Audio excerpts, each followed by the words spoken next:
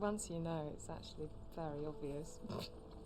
Some movies twist, shock you, and some change the way you see the entire movie. This one does both. Before we get into today's movie review, this is part of my 25-day Christmas movie marathon where I'll be dropping a new review every single day this month. And today's movie is The Prestige. And this movie has the most insane twist I've ever seen. The Prestige follows two rival magicians, Robert Angier and Alfred Borden, whose friendship is destroyed after a tragic accident during a performance. What starts as a professional competition turns into an obsession. Both men will do anything to outdo the other to create the perfect trick, to prove they're the better magician. This movie isn't just about magic, it's about what people are willing to sacrifice for greatness, how far they'll go, how much they'll lose, and by the end, you realize the real trick wasn't the one on the stage, it was the trick Christopher Nolan was pulling on you the entire time. And the acting in this movie is insane, and in my opinion, probably some of the best performances from Hugh Jackman and Christian Bale out of their entire career. Their dynamic and the way they play off each other is phenomenal. Jackman brings this desperation and obsession to Angier that feels raw and uncomfortable, and Bell plays Borden with the quiet intensity that makes you feel like something is always slightly off, even if you can't figure out what it is yet. The way the rivalry is built makes perfect sense and isn't too far-fetched. Like, if this setting were real, you can understand why each does what they do, and the accident that kicks it all off is also believable. The escalation feels real, and by the time they're both spiraling out of control, you get it. You don't agree with them, but you understand where both of the characters are coming from. Also, another thing that is great is there isn't really a bad guy. Yes, you're watching it from Robert's point of view, but you can always sympathize with Alfred. Neither are likable, but you can see where they are both coming from. They're both driven by the same obsession. They're both willing to sacrifice everything, and that moral ambiguity is what makes the movie so compelling.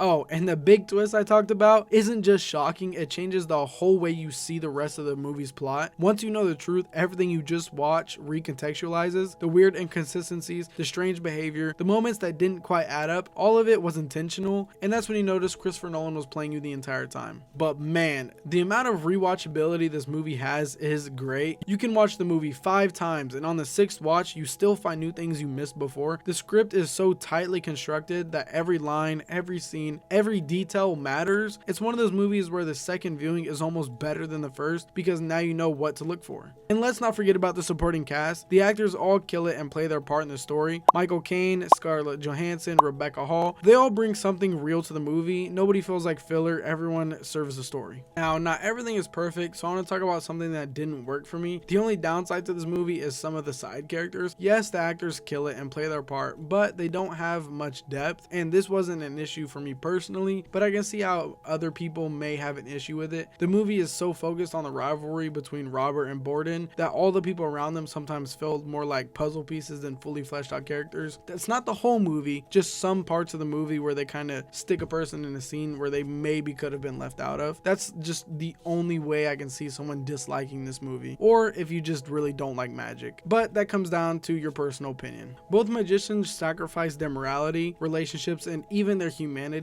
just to win. The film explores how far people will go for recognition and how rivalry can consume someone's life, leaving nothing but the trick itself. And that's something that stayed with me even after watching this movie. This movie isn't even inherently about magic. It's a movie about obsession and about what you lose when winning becomes the only thing that matters. And Christopher Nolan is also my favorite director, so I don't know how it took me this long to watch this movie. Some of my friends recommended it to me and I absolutely loved it. Also, I have a letterbox. I'll put it in the description of these videos for the marathon. Sorry, this is my first time mentioning it. I just thought about that, but y'all can go look at my movies reviews on there as well if you'd like. But back to Prestige. This movie's plot is tight, it's layered, and it pulls off one of the best twists, in my opinion, that I've seen in any movie I've watched in the last 5 years. And the fact that it all makes sense on a rewatch is what makes it so good. You can rewatch the movie and just be blown away because you're like, how did I miss that? You know, it's great. And now I want to talk about the best moment, or what I like to call, and the go-to moment has to be the moment we found out Alfred has had a twin brother the whole time. No body double, no actor stunt double, his actual twin. And that was the secret behind his entire career. This is the moment the whole movie snaps into focus.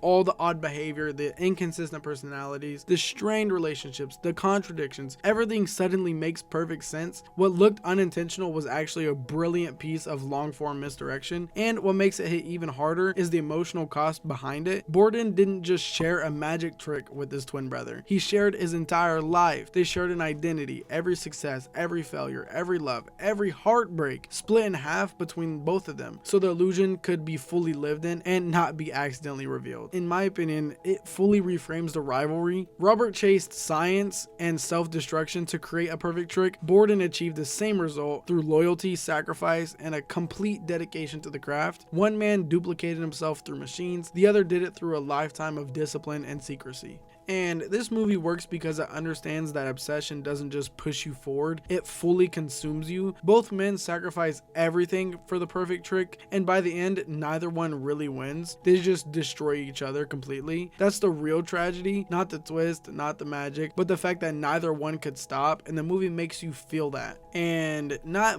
every movie is perfect, and the only dislike I gave in this movie can't even be classified as a dislike because it is so insignificant compared to the rest of the movie. But if you haven't seen this movie and you think the plot is interesting, even what I just told you in this video, you wouldn't even be able to understand how important it is whenever you're actually watching the movie. You'll just be like, okay, I know what happens, but how? And then you'll be thinking about that through the movie. How does this happen? How does this happen? How does that? And then you'll still love it. So even with the spoiler or the twist that you know, go watch it. You will not be disappointed. Thank you for joining me in today's review. If you enjoyed it, don't forget to subscribe. I'll be dropping a new review every single day this month for my 25 days of Christmas movie marathon. Tomorrow's review is a big one, and trust me, you won't want to miss it. In the meantime, feel free to check out yesterday's video if you haven't already. And as always, stay curious and let's keep the conversation going.